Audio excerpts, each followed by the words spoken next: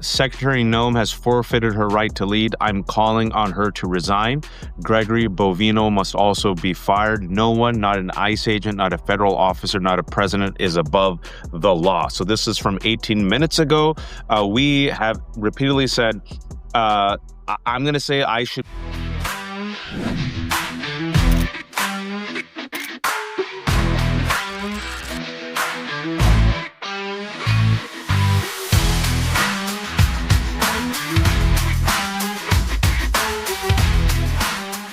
We're live, folks. Like usual, this is incredible. This is what in the live Substack is all about. Welcome from all of you there that are dealing with this weather, snowed in, like Ellie and Wajahat. We are coming to you. This is a special Sunday live. We have a lot to go over. And while we have people joining us, while there's more coming in, I want to first of all say this: the weather is not a joke. So for those of you in its path, for those of you around, make sure you're hunkered in. Make sure your family's safe. Make sure you got your supplies. Don't take any chances. Massachusetts is, I'm hearing over 24 inches. Ellie said they're also getting more or than they're expected. Waj is already talking about it's already piling up. So folks, make sure you take it seriously. And in that note, also before we go on, just remember what we're going through for the next couple of days and this horror. The people in Ukraine are dealing with that every single day with bombardments and worse. So just remember the craziness when it comes to it. But let's talk about. Can I add also people of Gaza? There's still an ongoing genocide. Absolutely, Palestinians are being killed, and what's happened, Lev, if I may, what's happening to Palestinians, and what has happened to Palestinians under the Netanyahu regime, under occupation, under apartheid? You know, the militarization of the entire country, the boots on the neck, calling anyone who resists a terrorist. Any uncivil, a civilian woman, mother, child, unarmed people, right? We're witnessing that now, Lev, here in America. This is authoritarianism and the boot of fascism on the necks of fellow Americans. Well, as we always talk about, just think about it. You got that going on in the Palestine. Now they're doing the same thing in Venezuela. They're doing the same thing here at home, and now they're pushing the same thing in Ukraine. It's all a model. It's a model of dictatorship, authoritarianship, and that's what we said. The new axis is really Netanyahu, Putin, and Donald Trump. These are the three people that right now have got this world upside down. But that's for another show. We're going to get into that because there's a lot to talk about today, folks. And the first thing I want to jump right into it is what's happening in Minnesota. Because those of you that might have watched some of these Sunday shows that have been going on and you've seen what's happening, I can't wait to pass it on to you, Waj and Ellie, but I'm just sick to my stomach to watch and what I'm hearing. And folks, what I'm hearing, there's a major debate going on. In the GOP, there's major crack-ups happening, especially in the Senate. They've already literally in their minds are conceding the House and talking about they're probably going to lose the Senate with what's going on. Simultaneously, you have a major push inside the White House. Stephen Miller and Donald Trump are doubling down. If you've seen their truth posts and tweets, they're no going back. What I'm hearing is the next move, and Pam Bondi basically is threatened them with it a little bit. I'm hearing they're going to put a major indictment coming up against Waltz and Frey that has nothing to do with this. Has to do with some fraud things, but it's a way of taking control over and put federal control, invoke the Insurrection Act, and major breakup. So, Waj, Ellie, that's what I'm hearing. What are you guys seeing? Well, I just want to give you all some news. 18 minutes ago, Governor Kathy Hochul of New York did something which Democratic leaders should have done. I would say months ago. I'm going to read you her tweet. Secretary Nome has forfeited her right to lead. I'm calling on her to resign. Gregory Bovino must also be fired. No one, not an ICE agent, not a federal officer, not a president, is above the law. So this is from 18 minutes ago. We have repeatedly said, I'm going to say I should be abolished. I've been saying it for a while. I protested the war on terror. We predicted this would happen. This is, Alex Pretty is not the only unarmed individual American citizen who's been killed. We also saw the murder of Renee Nicole Good and another individual who no one talks about because there was no video, Keith Porter. A black man 3 weeks ago in LA. That's right. So in this month, they have, what we know of, killed murdered, executed 3 Americans, and they have lied about it to our faces. We've seen the video from multiple angles. I'm sure, Ellie, you've seen it. Lev, you've seen it. Alex Preddy was a 37-year-old nurse at the VA hospital. He took care of veterans. He intervened to save a woman who was being pepper sprayed by several ICE men. He just came in just to protect her. They beat the shit out of him. He had a legal permit, never been arrested, no criminal record, did not take out the gun, even though he was concealing with a legal permit in the state of Minnesota the weapon. They took away his gun, and then after taking away his gun and beating him up, they murdered him, shot him 10 times. They're telling us not to believe the evidence of our eyes and ears, according to George Orwell in 1984. That was the final, most essential command of the fascist regime. And now today, on the Sunday news channels, Bovino praised the murderer, said he was doing his job, blamed the victim, and furthermore, you had again Kristi Noem doubling down on the same cover-up, Ellie and Lev, saying that he was a domestic terrorist, Alex Preddy, right? And then Pam Bondi, for those who didn't follow yesterday, we're not making this up, folks. She gave a letter to Waltz, which was published, blatant extortion, quid pro quo, where she said, "You could end this. You're at fault for this lawlessness. You know how you can end this? Give us over your voter database, your voter rolls. Give us all your information about you. Stop your sanctuary city policies, and essentially, then we'll stop." So I'm sitting there thinking, well, they're blatantly telling you this has nothing to do with immigration, nothing to do with terrorism, nothing to do with drugs. What does voter rolls have to do? Oh yeah, Lev and Ellie. They want to rig the elections for Donald Trump. And furthermore, the fact that Stephen Miller came out, called him a domestic terrorist, said that he was doing mayhem. Bovino said it. Pam Bondi said it. Kristi Noem said it. Going back to something that Lev and I have said last week, don't believe us. Believe your own lying eyes, folks, and your ears. Donald Trump again threatened the Insurrection Act. So all of this right now is a precursor to create a ragtag fire, to unleash the Insurrection Act, to go for martial law, to rig the elections. They're going to crush blue cities. And I believe, Lev, I agree with you. Sorry that I'm ranting. I have a lot in my mind. I'm going to pass over to you, Ellie. You got a lot of snow. Keep going. We got time. But you know, they're going to do this to blue cities. And I said something that you also said, Lev. Football games are about to happen. There's going to be playoffs, right? If you watch football, there's something called prevent defense. Prevent defense is when you stand all the way back and say, all right, just don't do a Hail Mary. I'll give you 15 yards, 30 yards, 40 yards. That's the type of offense that Democrats have been playing, which is prevent defense. And I'm saying blitz, mother effers, blitz. Abolish, folks, the YouGov poll came out yesterday. For the first time ever, more people want to abolish ICE than preserve ICE. That was one day after the murder of Alex Preddy. Now imagine if you messaged Lev and Ellie. Imagine if you stood for something. Imagine if it was a coordinated effort. Imagine if these centrist Vichy Democrats, I'm going to call them Vichy Democrats, went to Minnesota, stood side by side with Mayor Fry and Governor Waltz, all had the same message. You cowards don't even have to say anything. Just nod your head. Let Mayor Fry do it. This guy's got balls. Stand behind him. Stand behind him And say, just show solidarity. We're with Minnesota. We're with Waltz. We're with Fry. We're with Hochul. We're with Mamdani. We're with AOC. We're with this community. No more ICE. Investigate ICE. Prosecute ICE. If you don't like the word abolish ICE, dismantle it, replace it, synonyms, whatever, right? But this type of cowardice, and then also I want to say the reason I'm so harsh on these Democrats, and I'm not going to give them a pass, Ellie and Levitt. I'm just separating them from you guys, so I don't want you guys to get the vitriol from Blue and on.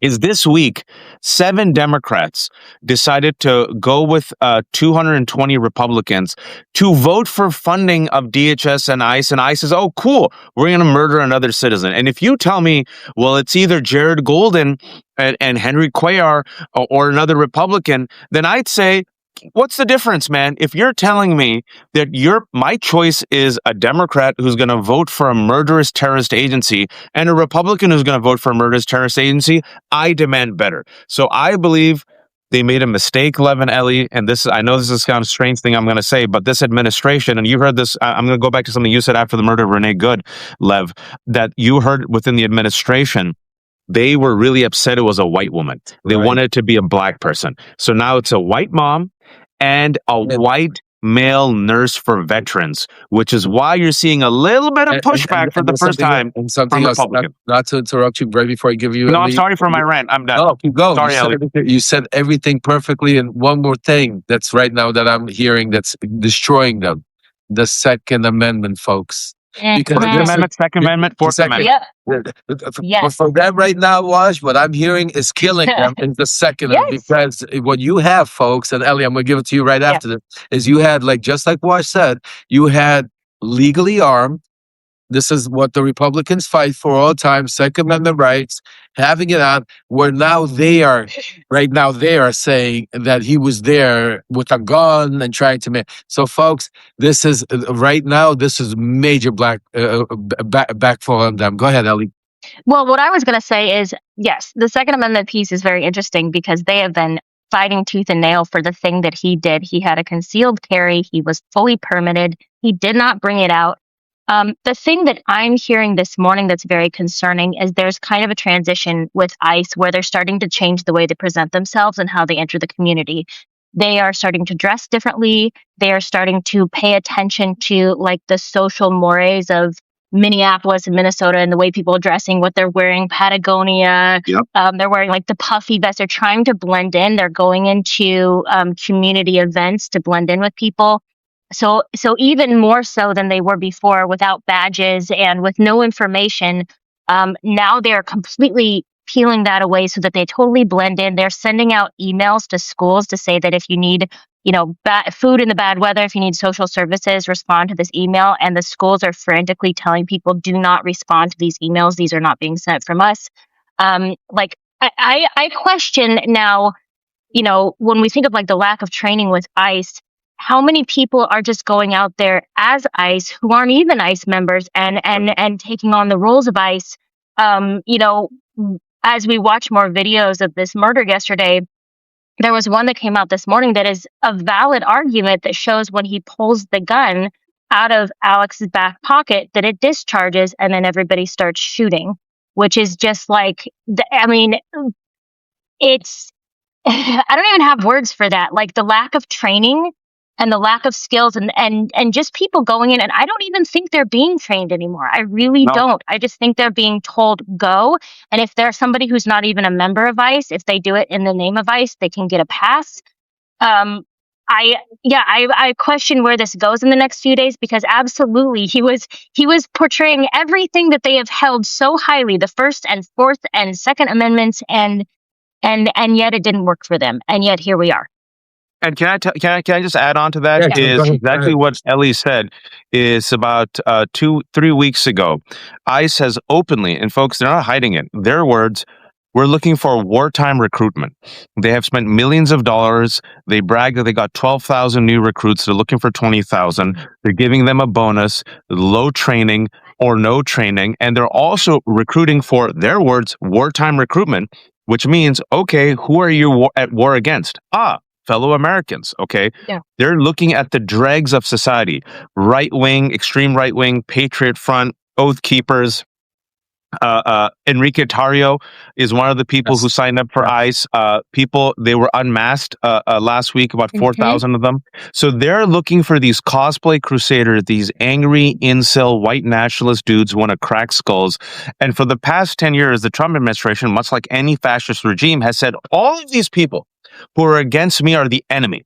They're the enemy from within, which is what last October Donald Trump said. We said take him literally and seriously. He quoted Hitler and said, I'm going to unleash the National Guard and the military against the white enemy from within. Pam Bondi, a couple of months ago in September, when they had the National Security Presidential Memo 7, they said the indicators of radical left-wing terrorism that we're going to go after is any anti-American sentiment, anti-government government sentiment, anti-Christian sentiment.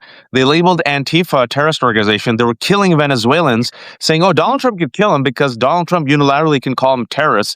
And remember, Pam Bondi said, we're going to do to Americans what we're doing to these Venezuelans. So this is what they're doing. I'm using the language that I think we need to use. This is a fascist regime filled with white nationalists and white supremacists using not even neo-Nazi slogans. They're using Nazi slogans.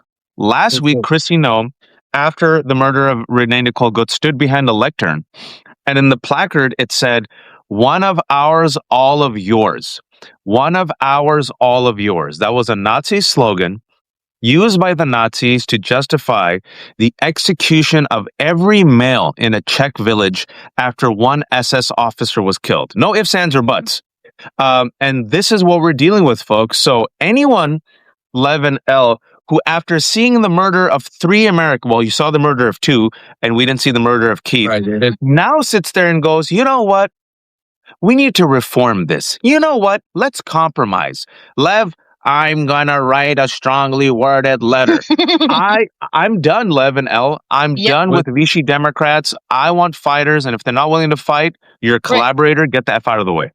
Well, I mean, it's yet one more instance where citizens are doing it for the people who should be doing it, right? We're doing the journalism, we're doing the protesting, we're doing the letter writing, we're getting on TV, we're being loud, we're fighting the fight while Congress does nothing. We're doing their jobs. We're not getting paid anything to do their jobs, but we're doing their jobs because we actually love this country. We actually love the people, and we actually will fight for it. And we will continue to do that, but they should be doing that. We should not be doing that for them. I just want to just add to what both of you are saying 100%. You know, we talk about it offline several times. We're saying, where is the leadership watching Tim Walz standing there, watching Frey standing there, and nobody behind him? Where's the support? Where's all these congressmen and senators? Get on your planes, get on your trains, get in your cars, get over there. Schumer, Hakeem Jeffries, you should be standing side by side. There should be at the rallies, at the protests. You should be leading the protests. Where are all our leaders? Where's nobody? And that's why it's. I want to say to you folks, just like Ellie said, and just like Wash said, there's nobody coming to save us. There's no white knight. So you cannot, don't watch this and pretend someone's going to help us. Each and every one of you, each and every one of us has an obligation to right now to do something about saving our country. And it doesn't matter what it is. If it's by subscribing, becoming a paid subscriber, by going out, spreading a message, going out, writing a sign, putting inside of your wall, writing a letter. Right now, the number one thing each and every one of you should be doing, every American should be flooding the phone calls, not just Democrat, but the Republican senators and congressmen. They're on the brink, folks. They're on the brink of cracking, and we can't wait till the midterms. And we talk about it all the time. But before we go into Lev, can you tell them about Ted Cruz? What just got leaked from Axios an hour ago?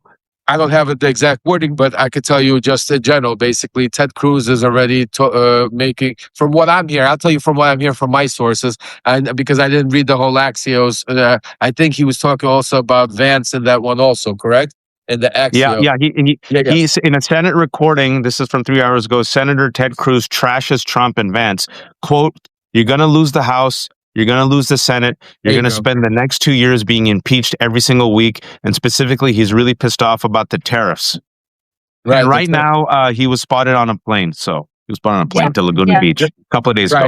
And this was a tape that just got released that was prior to the shooting in Minnesota, folks. So that's why I didn't know about that. My sources are talking about what's going now. I'm telling you this: if that you could multiply that. There's major risks. And remember, Cruz is going to be planning to run for 2028. So now all of these step. I told you, no loyalty over there. They're going to start going. We need to use it to our advantage. But the number one thing we need to do is make sure that we go out there right now and use our voices as loud as we want. Because think about it, all of those protesters right now in Minnesota and below the weather. Out there, standing there, there are people getting killed. The least we could do is make our phone calls, send our emails, and make our voices be heard. And before we switch over to the next subject, folks, I just want to read not what these monsters try to portray Petty with, but I want to read what his family, who this real person was. This is a statement from his family, okay? From Michael and Susie Preddy. They're the parents of Alex Preddy. And by the way, folks, while we're saying it, you could write their name, say their name, from Nicole Good, Renee Nicole Good to, what's his name, Junior? Keith Porter. Keith Porter Jr., thank you. And Alex Petty, please, you could say their name. So we are heartbroken, but also very angry. Alex. Can I tell you some latest Yeah. news about the polls? Yes, please. Trump, the country is so pissed off, folks. You can feel a shift, and this I push. And I know we're going to shift now to accountability. It's the theme is accountability. Yep. Democrats? I'm here in DC, Virginia. I'll tell you, excuse me, how they operate. They look at corporate consultant polls, and they see the polls, and they're like, only 51 to 52% of people are a little bit uneasy about this. We need that number to get to 60. Trump, as of I saw this earlier today, he's lost Rasmussen, which is like pretty much MAGA polling. Even according to Rasmussen, as of today, he is now he has a negative 29-point swing on immigration. He's negative double digits according to Rasmussen. And furthermore, he's lost YouGov, where as of yesterday, independents are plus 12 on abolishing ICE. 19% of Republicans are now support abolishing ICE, and 46% of all adults support abolishing ICE. Imagine, Alan Lev, if there was a coordinated messaging effort. We know human beings are persuadable by their leaders. That number can go up to 60% in That's 2 right. weeks. That's what you know. You know who? What's it called? Is coming out? What's it called? From Arizona. My mind is shot today because I had so much. Gallego? No, from Arizona. Who they attacked? The senator, Kelly, Mark Yeah. Kelly. He's coming out as a strong leader. He's not stepping down to them. He's going at them full force, and he's not letting them outside. We need more voice. But again, it's not just voices, Waj and Ellie. It's not just voice. We need actual action.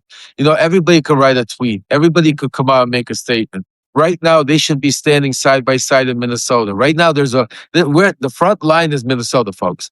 Minnesota, right. and I wrote in my Substack is just what's it called? The template of what they want to do to the rest of That's our right. country. So if it works in Minnesota, you're going to start seeing that start playing out in most blue states. Mhm. So that's why every league, Democrat leadership, all our clergy. Where's all we need to be in Minnesota. Everybody supporting. These people are by themselves. They're getting killed. They're getting executed in the streets. They're getting threatened. Just think about it. The governor comes out and then he is being threatened by the administration. Trump is coming out saying, you're going to go to prison because you're a fraud. Meanwhile, they just executed 2 people right in front of America and within a week, within 10 days. This is how the new year starts. It's disgusting. And I know we got to leave, but Clint Klippenstein, who's been Go doing ahead. fantastic work, just said this. He tweeted, I've been covering ICE for over a decade and DHS, and right now more ICE agents are willing to talk than ever before. The confidence the administration is trying to project is absolutely not reflected internally. They're weak, folks. That's what we're saying, is they're weak. Right. And if we had leadership, you would pounce.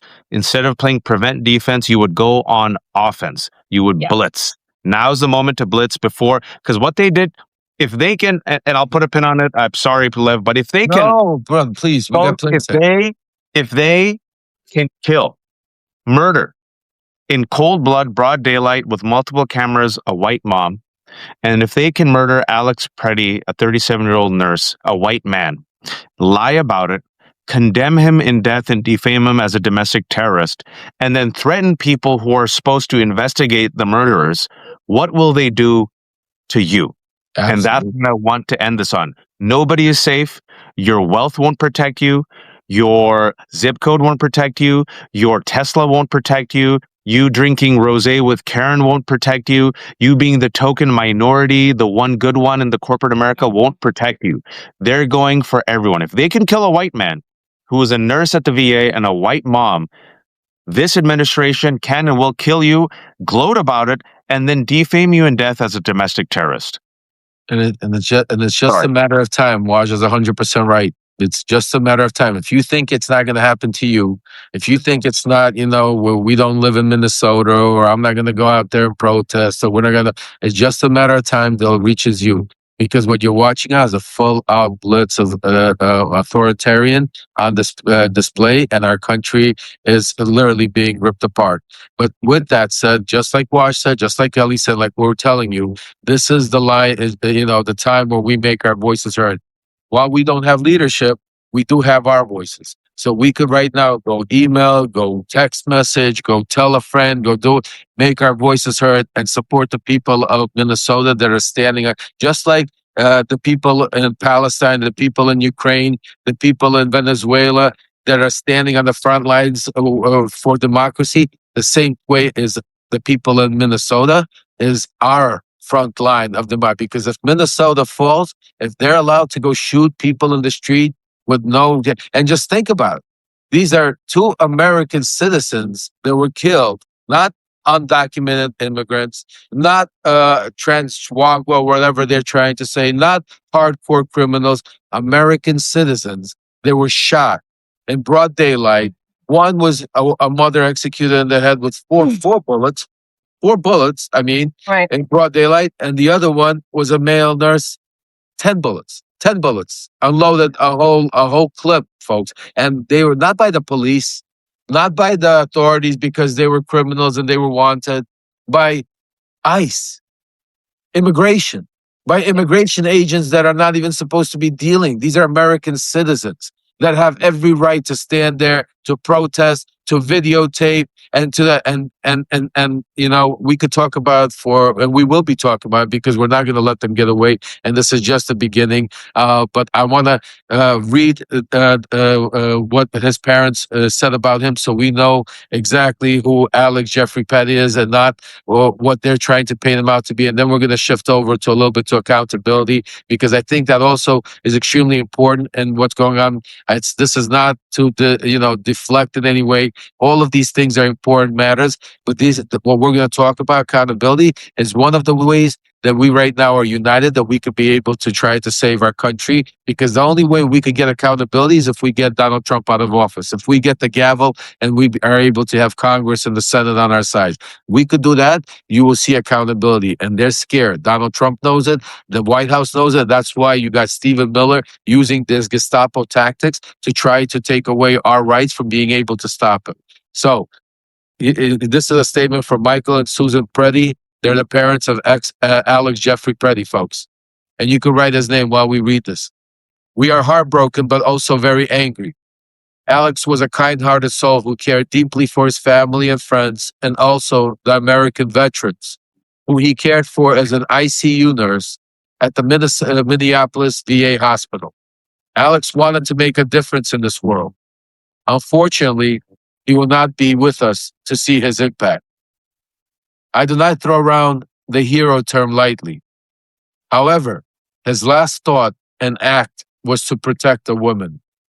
The sickening lie told about our son by the administration are reprehensible and disgusting.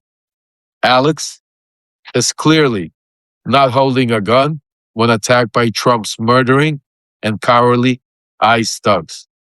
He had his phone in his right hand, and his empty left hand is raised above his head while trying to protect the woman ICE just pushed down, all while being pepper sprays. Please, folks, get the truth out about our son. He was a good man. Thank you. Folks, I beg of you, each and every one of you, today, get that message out, take a copy of it, clip it, let the world know who this man really was, and don't let this right-wing media and this Gestapo ICE and Donald Trump with his True Social go out there and call these heroes like Renee Good and like Alex Preddy domestic terrorists. These are actual heroes, folks.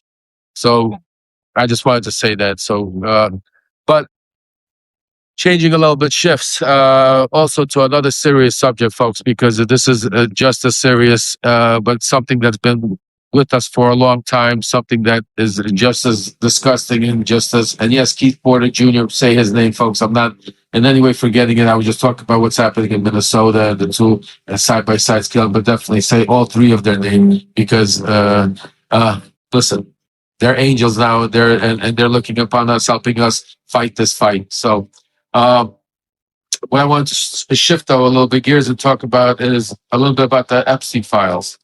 Uh, the one thing that we haven't been hearing lately, except for on platforms like Ellie's and Wajahat, myself and others like Zev and others out here, but otherwise the media, otherwise you're not hearing, you're not seeing, you're not. The Epstein files have basically have disappeared out of the media, and it's fair to say absolutely what's going on in Minnesota, with what's happening all over the place. That is prime time news and should be followed. But with that said, folks, we can't forget all the other survivors, all the other victims, and the other thing we can't forget is that's the one thing that unites this country more than anything, and it's another tool that we have to be able to stop this madness that's going on. It's another thing that we have where Donald Trump and his cronies are covering up to such a degree is why we're seeing these mass invasions of ICE and other things, is to be able, even they use it as distractions that turn out to massacres and executions. What we're seeing play out all over the world, a lot of it has to do with the Epstein files, because this is not just the biggest cover up in the United States history, it's the biggest cover up in the world history, folks, because it's not just meant for here people in America, it's meant for people all over the world. These girls that got trafficked and hurt are from all over the world. These powerful men that trafficked them and hurt them and raped them and did this are from all over the world. And some of them, as you could see, were part of the royal family, which they no longer are.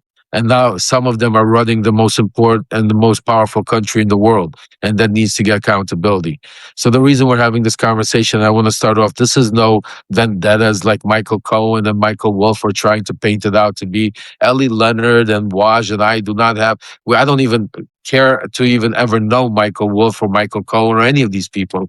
What we're doing here, and each and every one, is we're trying to get justice for the survivors. We're trying to get down to the truth. And that's why, as you can see, before we even did a live, we're not going behind their back. I put a formal invitation. I even sent it by text to them and said to them, please join us at 2:15, where we will be discussing some of the things that both of you are hiding, both of you are deflecting, and both of you are going out there right now grifting and insulting and using people's intelligence to run campaigns against real good independent journalists and others out there. So and while I was talking to Ellie and we were going through this, Ellie said to me, hey, Lev, I have some really interesting stuff that some questions that we need to ask Michael Cohen if he comes up. I said, well, you know what? Let's save it for the show. And before we get it, let me give you guys some preamp what happened about an hour ago. So while this is all going on, I get an invite, not an invite, a message from Substack that Michael Cohen is going live. But it says, Coffee with Michael Cohen going live.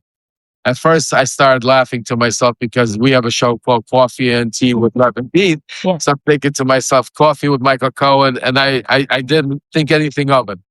But as the show, I think he was going live, I started getting DMs from people saying that Michael Cohen is trashing you, Ellie, Zev, Waj. Michael Cohen is calling you guys the Rat Pack. He's calling you guys Wolf Pack. He's talking about how we're trying to get bait clicks because his name and that he's such a stand-up guy.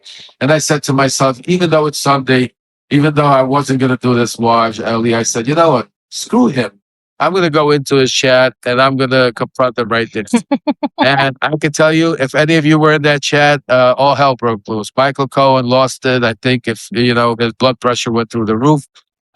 He started showing his true colors. And all I was saying, folks, all I was writing in the chat was, bring me up, Michael.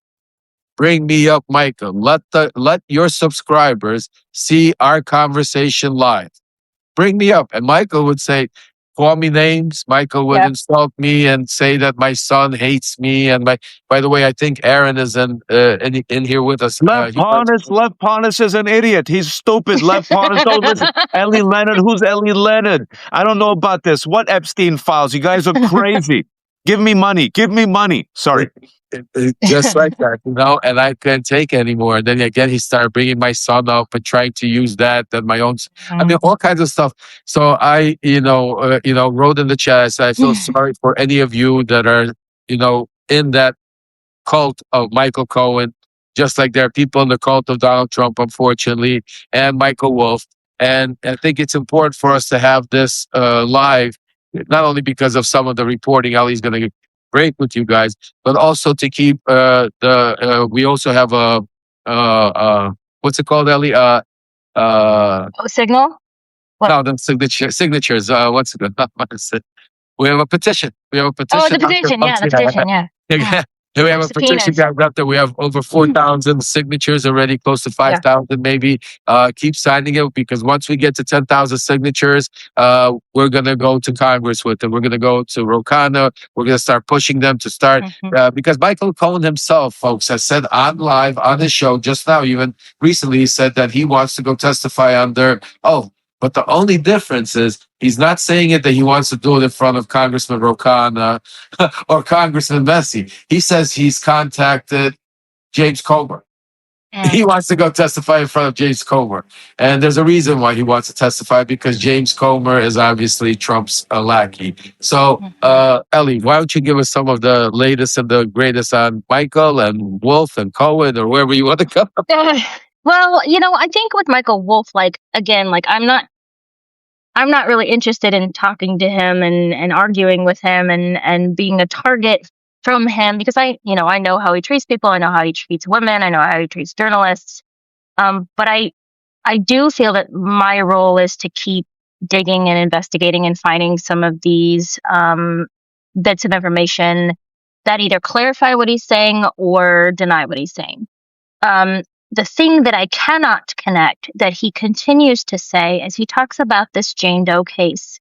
When people bring up the Katie Johnson case, what you have to remember is when this woman, Katie Johnson, originally filed her case against Epstein and Trump, she was listed as Katie Johnson, which is a pseudonym.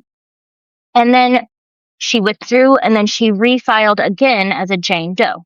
And that happened, I'm trying to think, that happened in September. So she first filed in April, she withdrew, and then she refiled in September of 2016. So kind of right before that election.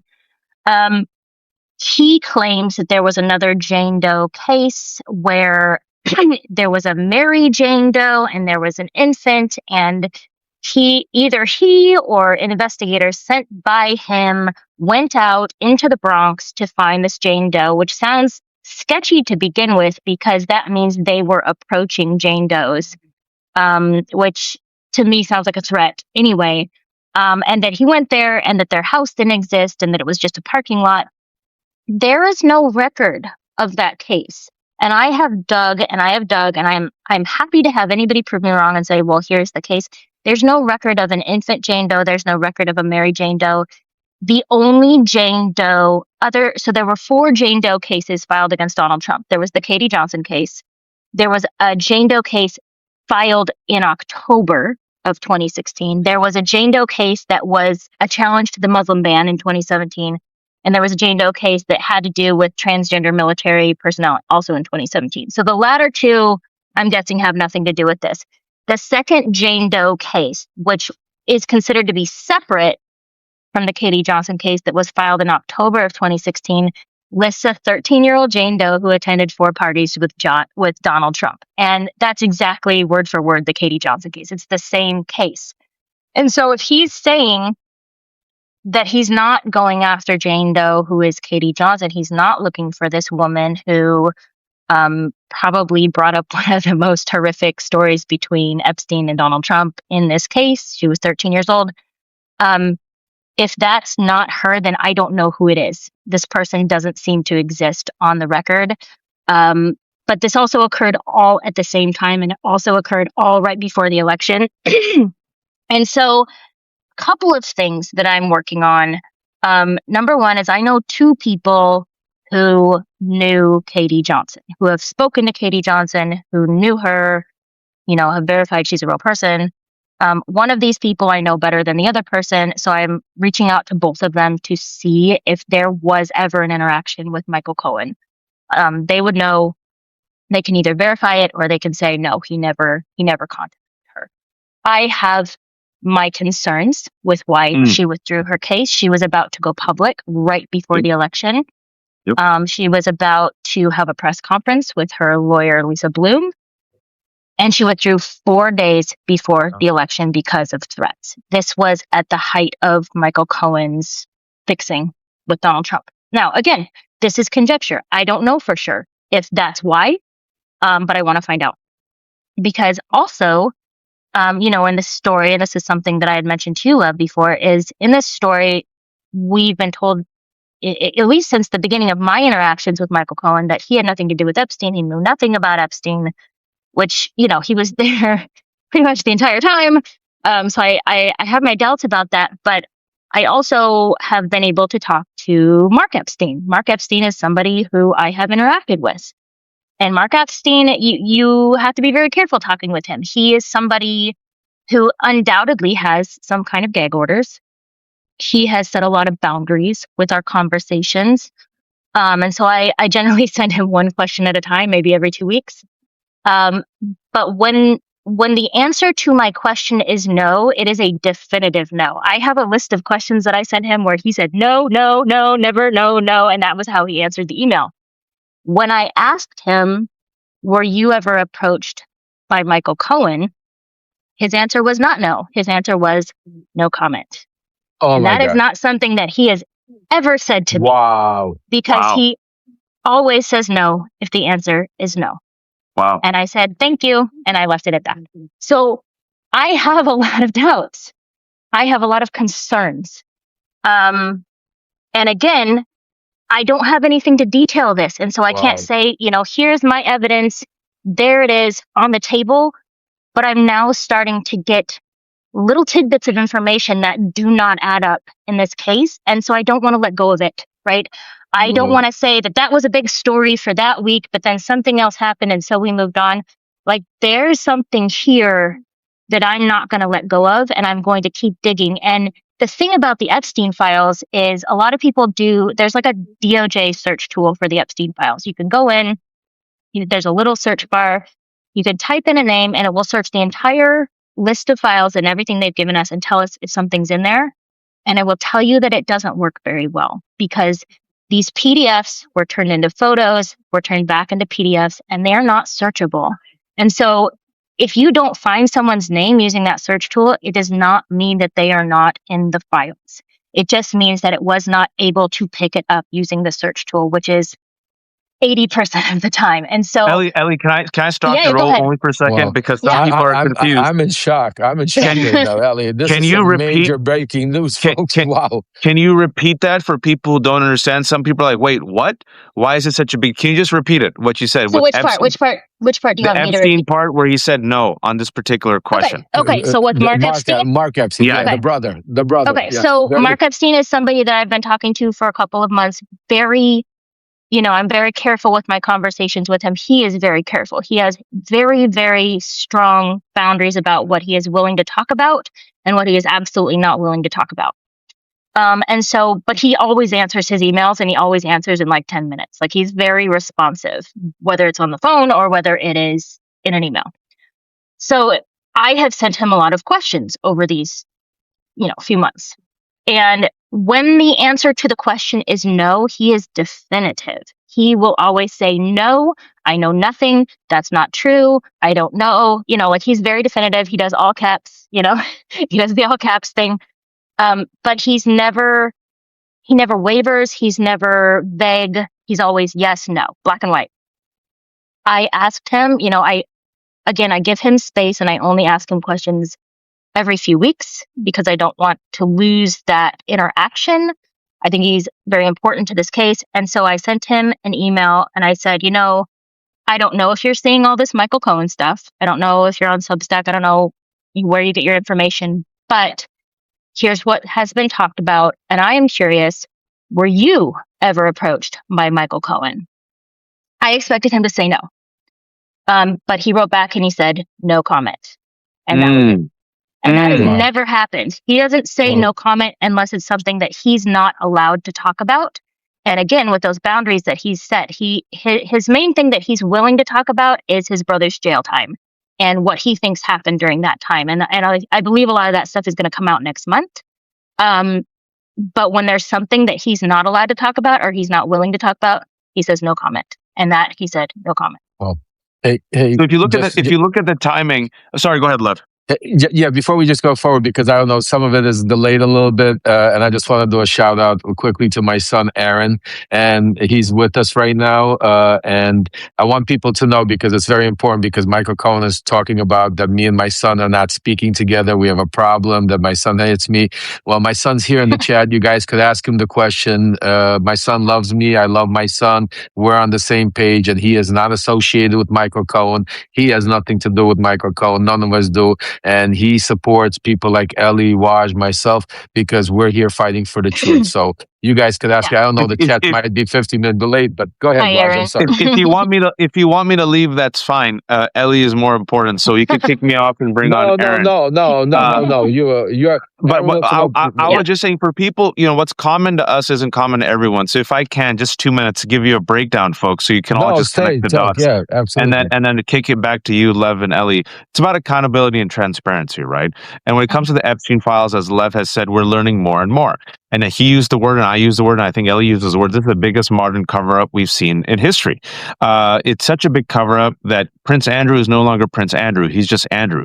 Because Virginia Giuffre, who was a victim and a survivor before she allegedly killed herself, she released a memoir. A week before the memoir, Andrew, who spent a decade defaming, mocking, slandering Virginia Giuffre, who, by the way, was groomed and picked up by Ghislaine Maxwell. Where? Mar-a-Lago, where then she went to Jeffrey Epstein, and according to Virginia Giuffre, she was passed around, quote, like a platter of fruit.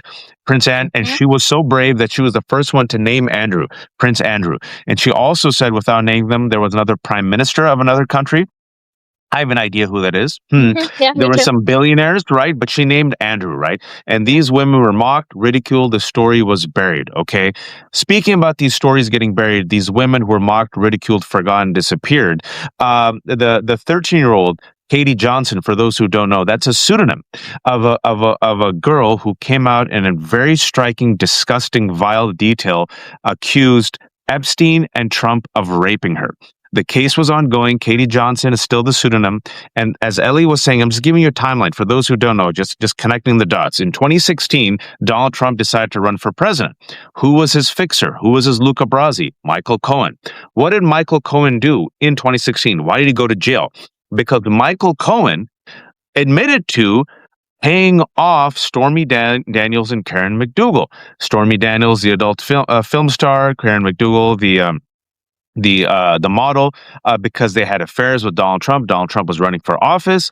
So Michael Cohen, his only client was Donald Trump, individual number one. He pays off these two women to keep them quiet. Donald Trump, with a jury of his peers, gets convicted on 34 felony counts, falsifying business records. The star witness was Michael Cohen. He sits there and he works with Letitia James and he works with Alvin Bragg, right? This is 2016. This is 9 years ago. Okay, 2019. By the way, in 2016, Katie Johnson disappears. The case goes away. She disappears. 2016, who's the right-hand fixer of Donald Trump? Michael Cohen, who openly has told you that he paid off these women. Michael Cohen. Recordings of Michael Cohen, the way he talks to women, the way he threatens journalists, it's all out there, right? Like a mobster. 2019, he's in jail. 2019, thanks to Ellie and her fantastic community and Ellie's subscriber who wants to be anonymous, the dump came out last month. And in that dump, the subscriber of Ellie's subscriber found this email, this file in which in 2019, Michael Cohen's attorneys reached out to the Southern District of New York with a Rule 35 consideration. Now, people are asking, what's a Rule 35 consideration? A Rule 35 consideration is when you basically quid pro quo. I got goods that will help you commute my sentence. So, what were the goods that Michael Cohen had? What's happening in 2019? Jeffrey Epstein is arrested in 2019. And Michael Cohen's attorneys in this Rule 35 consideration say that Michael remembers and has information about Donald Trump talking about Epstein. Now, this was discovered by Ellie Leonard's subscriber. This is fact. No one else knew this. Fact. Yeah. No one else knew this. Okay, so this is no longer conjecture. This is smoking gun. Up to this point, Michael Cohen said, "Release the files." Yes, release the files. I got nothing to hide. Once that happened, notice, and this is where my spidey sense went off on Michael for the last couple of months. When it came to Michael Cohen, just notice people like David Brooks, New York Times, 2 months ago, wrote this op-ed. I'm over Epstein. You're like, why are you over Epstein? This is the number one story. And then last month it was revealed. Last month it was revealed with photos, David Brooks's photos. He was in a some meeting or retreat with Epstein. Oh, so with Michael, he's been really weird the last couple of months. Anytime someone brings it up, he just erupts on them. So when we were out, it was me, Ellie, Lev, I think Zev. Nick, Zev. Michael was there. I didn't invite him. I said my piece. I leave. Ellie's there, and then Zev asks him a benign question. He just goes ballistic on Zev. Ballistic. Goes ballistic on Ellie. The same type of behavior he had with Tara Palmieri, another journalist, goes ballistic on her, says, I don't want to talk about it, just violent, right? And then about 2 weeks ago, folks, I know there's a lot of news because we're just trying to connect the dots. 2 weeks ago, Michael Cohen, on his Substack, decides to, in the year 2026, tell the world, 10 years later, oh, by the way, I was coerced by Alvin Bragg, Letitia James, and they told me, they coerced me to do this, and then and then right as he said this, entire right-wing media, just the timing was amazing, ran with it, and then Donald Trump, the timing was exquisite, said, see, it's a witch hunt, it's deep state, we have to go after them. And so now he's trying to weasel his way, right? So all of this, I hope this makes sense. There's a there, and I just want to say that Katie Johnson disappeared in 2016, and now Elle with another fantastic scoop that her Epstein's older brother, who is in charge of the Epstein estate, he answers yes, no to Ellie, and Ellie is saying that he's very transparent. But once she asked him, "Did Michael Cohen approach you?" he said, "No comment." No comment. I'll tell you guys that to me is a lot more than a lot of the other things, because that's a major telltale of the way for him to say no comment after the way he responded. First of all, I want to say if Michael Cohen or Michael Wolff, you're watching, I want to say, for you to try to get to Ellie, you gotta go through me first. I could promise you that. So you guys better, and a lot more people. Trust me. So your attacks on Ellie Leonard, I could promise you, are gonna get you nowhere, because me, Waj, and there's a whole slew of incredible people that are gonna stand up and make sure, because of the work she's doing is just incredible. Not only we got two breaking, not only the response by Epstein's Mark, his brother, but also, folks, Ellie has found only 4 cases. Let's go back for a second. There's only 4 cases, and 2 of them are what's it called? Literally the Jane Doe and Michael Cohen's talking about it. And it's the same thing. And the other thing, let's talk more facts. Michael Cohen keeps talking about trying to attack the congresswoman that was in contact with Epstein at the time while he was testifying. Well, again, he's blurting the facts, because it wasn't that she was contacting him. Epstein was giving her information about Michael Cohen. Now, why would Epstein have information about Michael Cohen if he doesn't know if Michael Cohen doesn't exist in that world? Why is Epstein having conversations about Michael Cohen? So that's another fact that we need to get to. But there's more, because while Ellie was researching all of that, you could tell through the research, and Zev also, they said that you could see a pattern of how Epstein and Steve Bannon, that is the reason why we also said in our petition to subpoena Steve Bannon, how both of them were constantly concentrating on Michael Cohen's criminal case. So you have all of these things. And what we're saying is Michael Cohen needs to come up. And what he did to try to weasel out of the way the letter that he wrote about Tish James and Alvin Bragg, he brought on Jesse Jackson Jr., folks, and tried to say that that was all about getting a pardon for 70 million people. Don't know what that means, but he had Jesse Jackson on Jr., and both of them were talking about a letter that they're sending to Trump to get a pardon. So I don't know how you want to frame it, which way you want to say it, but all Michael Cohen cares about right now is getting a pardon. He doesn't hide it. He Yeah. tells you. He goes, "Yes, I want a pardon." He doesn't hide that he wrote that what's it called, Rule 35, because he wanted to go home. He tells you that. But we want to know what he knows. We don't care what Michael Cohen wants to go home. We want to know the facts and the truth.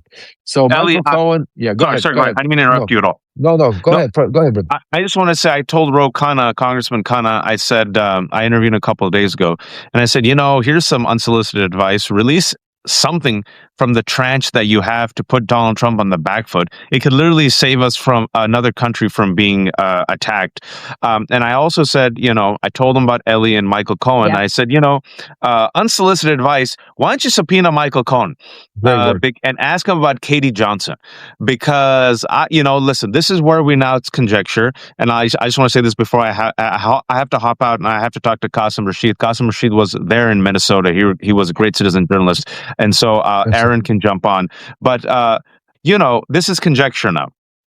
If I was just connecting the dots, Ellie and Lev, I'm thinking to myself, there was one Luca Brasi fixer for Donald Trump in 2015, 2016. There was one man who had a reputation of shaking down individuals. There was one man who threatened individuals, women, models, lovers, journalists, right? Around that same time, this man pled guilty to engaging in this fraudulent, illegal payoff of Karen McDougal and Stormy Daniels. Around that same time, we have this victim who, for some reason, terrifies Epstein and Trump and Michael Cohen. That Katie Johnson, around the same time, disappears. Michael Epstein now says, when asked by Ellie Leonard, did Michael Cohen ever approach you? Michael, Epstein, who's Epstein's brother, always says yes, no, says no comment. No comment oftentimes in this situation means yes. So the Jane Doe seems to match tit for tat Katie Johnson. So I want Michael. I was just going to say, the Jane Doe he's describing doesn't exist. There's no record of a case of it. There's no Mary Jane Doe with an infant who lived in the Bronx. Like, there's nothing that's searchable to find that information. And if he wants to show it to me, then fine. But it doesn't exist online. It's a con. It's a con because what he does is he's a lawyer, guys. So he understands what it is. So he's taking the information and he's confusing it to such a degree, and he's using things where you can't prove timing, and he, spiel. So it's all a con, and he's not the only one. Michael Wolf, Waj, I know you have to run. So before you go, I want everybody out here. We have over 3,000 subscribers. God bless you guys that you're here with us on a Sunday. Some of you are getting ready to watch the football game. Some of you are out there protesting and supporting. Whatever you're doing, thank you for sharing it and staying with us, because we're here to be able to get you the information. And not like Michael Cohen says, none of us have paywalls. None of us are out here. We're here. The most important thing is to save our democracy, get you the news. So before Waj goes, everybody go hit that button up there and make sure everybody that subscribes to me or to Ellie, subscribe to Wajahat Ali and the Left Hook, because he's out there tirelessly, and he has more kids than we really even know. We still are counting to make sure to know. Actually, I'm number 3. Usually I have 800 kids, but I found out that Ellie has 900 and Lev has 1,200. Ellie and Lev are small team. We've got like a sports team among us. Ellie and Lev are actually the 2 substackers who might have more kids than me. But thank you all, and thank you all for asking about my cat. For those who are asking who's Bilu's my cat. He's been missing for 4 days in the snowstorm. I'm hoping and praying that someone picked him up. He's never been lost before, so we're just as you can imagine, I got him from the shelter. So I'm hoping someone has him in his home. And then after the snowstorm, there's no trace of him. I went up and down yesterday. I put everywhere on the virtual sites. So send a good prayer if you can, that hopefully this cat is safe. Number 1, that's all I care about. I don't even care if someone took him. As long as he's safe, that's all I care about. And then inshallah, hopefully this week he comes back. This is the Left Hook. First, subscribe to Lev and Ellie.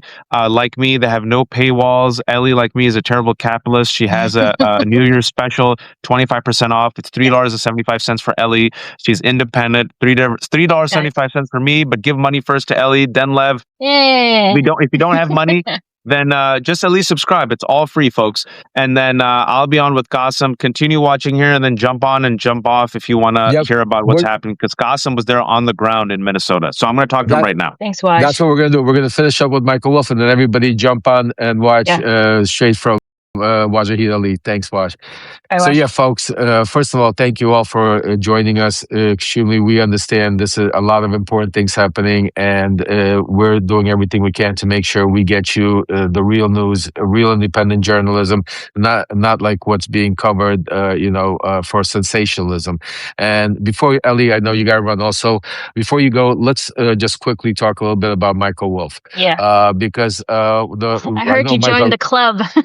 Yes. First of all, I wanna raise my hand. Michael Wolff has officially blocked me, folks. Yeah. So I'm on. Me and Ellie are blocked from Michael Yeah. Wolff, and it happened so quick, out of nowhere, and the pattern was the same. For those of you that know, we've been not only on Michael Cohen's case and Steve Bannon and others, but Michael Wolff has been on our radar. Ellie's been doing incredible work writing about what Michael Wolff's real roles were in the Epstein files, his relationship with Epstein, and so many questions. Michael Wolff has jumped off the radar.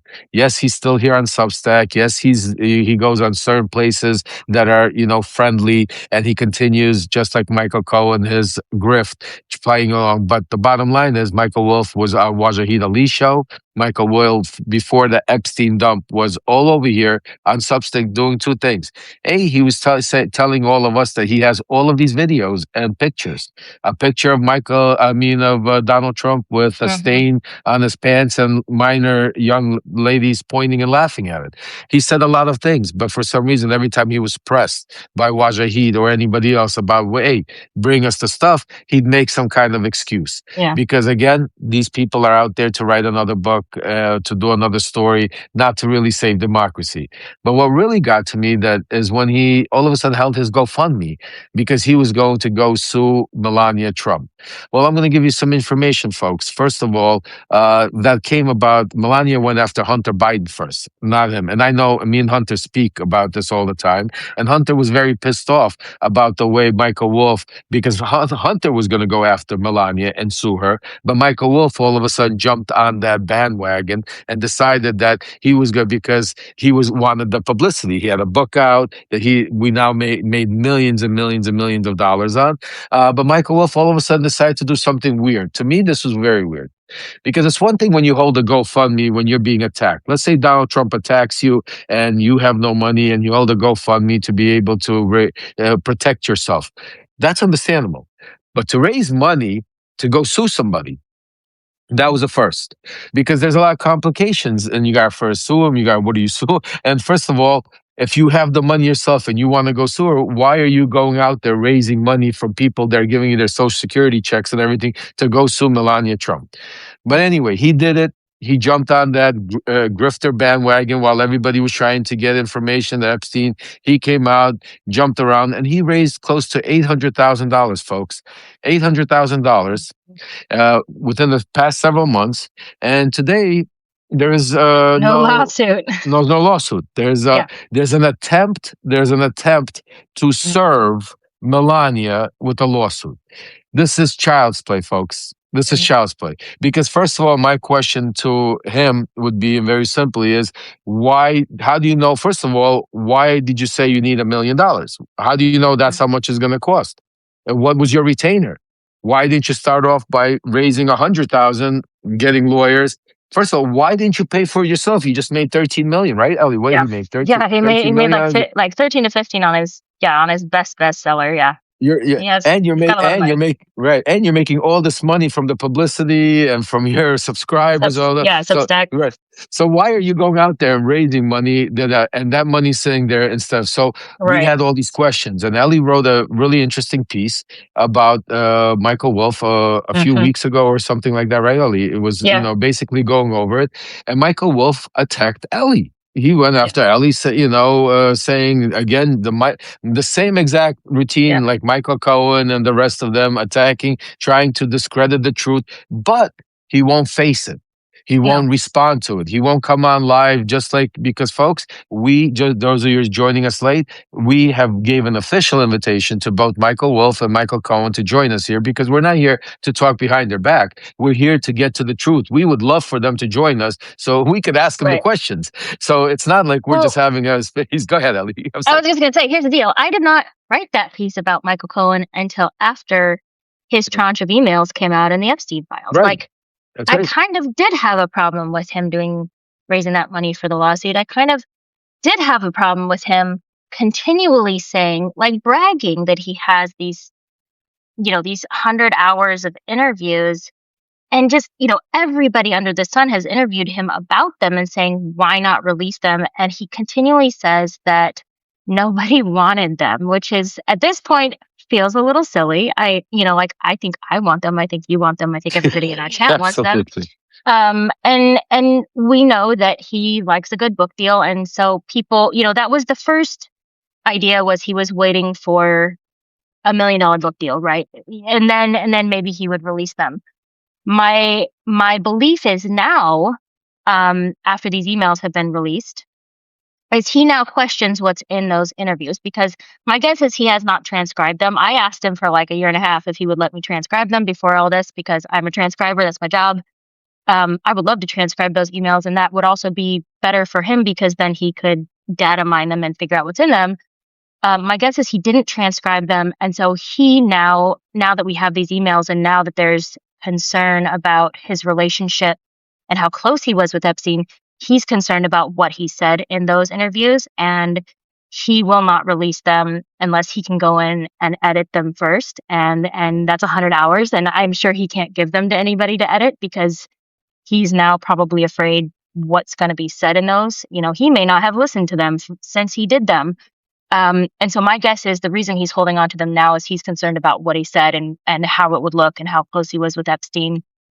But the idea that you can't just release something to the public. I mean, now we have the DOJ and the Epstein estate just putting things on like a Google Drive. Like, if he wanted to, he could put something on a Google Drive and just make it public. Steve Bannon could do the same with his interviews. Put it on a Google Drive, right? If you guys feel so confident about your position in this case, you feel that, when you have to remember too, with Michael Wolff, is he first met Epstein in something like 1999 or 2000, like very, very early on. They flew together, I believe, on Epstein's plane to a TED conference. And he stated that he was a little bit uncomfortable because there were teenage girls around Epstein. And then over the years, he started to write about Epstein, and then he started to interview Epstein. So this is a very, very long-term relationship. And so what you also have to be concerned about that are in those interviews is what he knew but didn't report because he wanted like kind of a scoop, or he wanted a good story, or he wanted a good book. And the ethics of not coming forward with information that may have protected people earlier. And so I'm sure that's a concern. But at this point, like, we need that information. We need all the information in those interviews from both him and Bannon. But now I'm guessing there's a little bit of ass saving going on. No, and that's the sick part, that really, that they are out there right now trying to protect themselves while at the same time still grifting, the same time still promoting, hate, and it's disgusting. But folks, I just want to tell you that we're not going to stop. Ellie's not going to stop. I'm not going to stop. Waja's not going to stop. Zeb's not going to stop. Dean, Nick, Shane. We have a whole. We have a part. Yeah, exactly. And I can tell you, my son Aaron is not going to stop. The Midas guys are going to stop. We're going to continue giving you guys the truth. We're going to continue bringing you different. And yes, sometimes you get these grifters, you get these imposters, you get these people that play on our emotions, play on people's hearts because they take advantage. Just like Michael Cohen is out there putting, you can't make this up, folks. He literally put out a blood pressure, saying that his blood pressure is high and he might be going to the hospital, and because of all of this that's going on.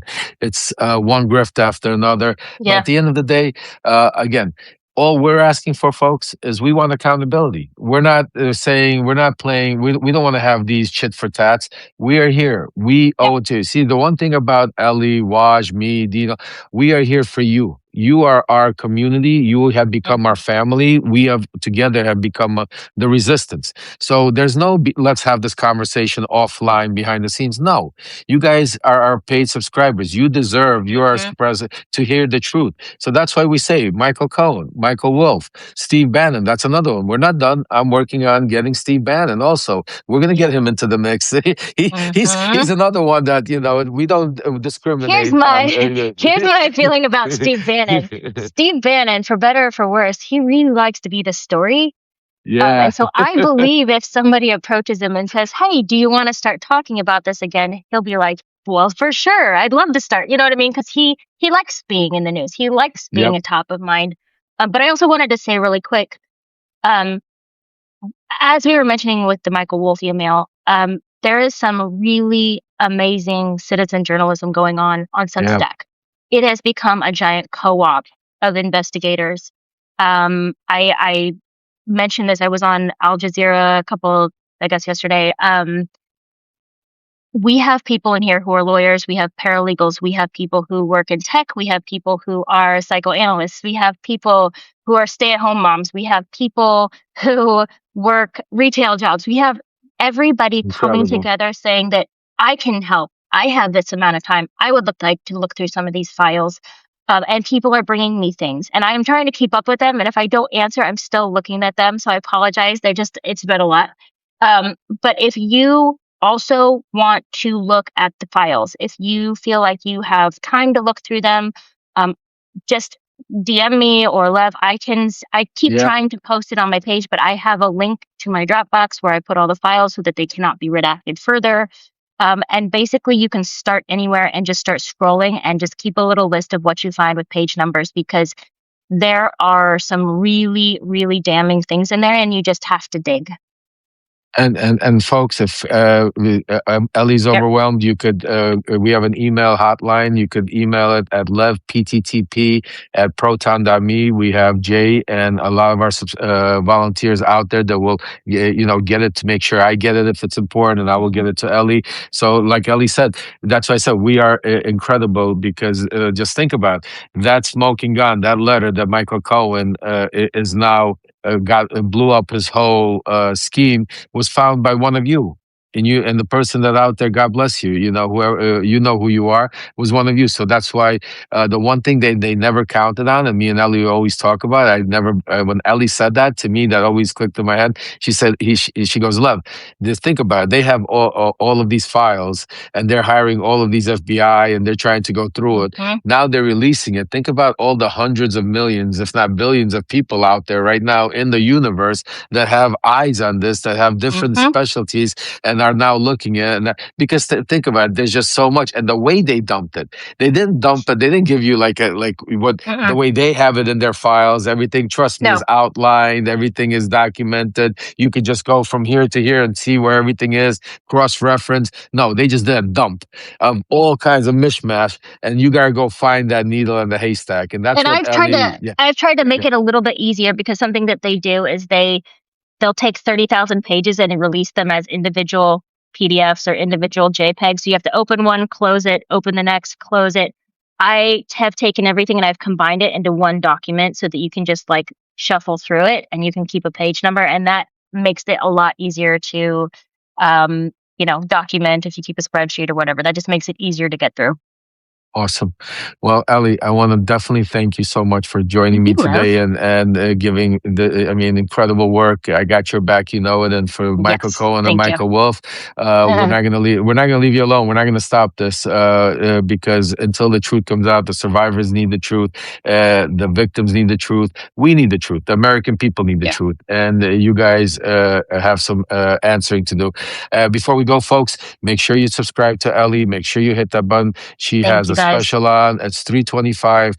It's less than a cup. Literally, you can't get a cup of coffee for $3.25. And I promise you, the work that she does, real, true, independent journalism. I don't talk too many, except I look at my son, and very few say anybody else is real independent. Ellie is incredible. So I really definitely tell you guys, go out there, make sure you subscribe, become paid subscribers. Thank Also, you. want to do a quick shout out to my son. I don't know if you know Ellie, he started with the Midas. Yeah, he I started think his they got- podcast. He started his podcast Yes. on the Parnas On Apple. perspective on Apple. I think it's all over the place. It's Yeah, I think number he's doing 6 well. already or number 7. Mhm. Incredible with your support. If you haven't yet, make sure you guys go and give it a review, listen to it. He's doing incredible work. Really, really proud of him. Aaron, keep it up. Love you more than anything. Aaron's And- good people. Good people, yeah. Yeah. He's my and folks, you know me. We have I have some incredible news that I think I'm 3-4 days away from telling you. Ellie, I can't even share it with you yet. Okay. I'll wait. but what I shared, I promise you, a lot of people are going to be in shock, Okay. and a lot of people are going to be very happy. We got a lot of things lined up. We're doing. In the meantime, subscribe, if you can, become paid subscribers, because you guys are what makes us allowed not to have any kind of paywalls, not to be dependent on any billionaires or corporate sponsors, because the only people we are related to is you. This is us, our community, the American people, the truth. And that's why we don't care about left, right. We don't care about religion. We don't care about color. What we care about is the truth coming out, saving our democracy, and getting Donald Trump out of office so we can start rebuilding, start unifying, and start getting our country back together. And remember, everything we talk about, the haters will try to say that we're trying to divide, we're trying to break apart. No, folks, we're about unification. We're trying to unite, but we need to unite on truth, and we need to unite on facts. Because if we allow people like Michael Cohen and people like Michael Wolff to infiltrate our communities, and it would only set us back tenfold, because that's what people like Donald Trump count on happening. So again, Ellie, shout out, great work. Keep it Thank up. Guys, hit that button, and I hope you can enjoy the rest of your Sunday. I know it's hard. Yeah. I'm gonna go Watching the shovel. protests happen. Yeah, some of you gotta watch with the Yeah. with the shoveling. Some of Yeah. you are out there protesting. Yeah. Some of you hopefully could get a little peace and enjoy the playoffs today, or spend some time with your loved ones. Give your kids a hug. We got a lot going on right now, and sometimes we forget. Call your parents; they'll love to hear from you. And just say, what, like my sister says, just be positive. Put that positive energy out there, and just pay it forward. You know what? If you have it on you, the next person you meet will have it also. In these hard times, that's the only thing we have to stay sane. So, guys, thank you so much, Ellie. Thank you. guys. Have a wonderful day. Take care. Have a Have a good great day, guys. Bye-bye. Bye.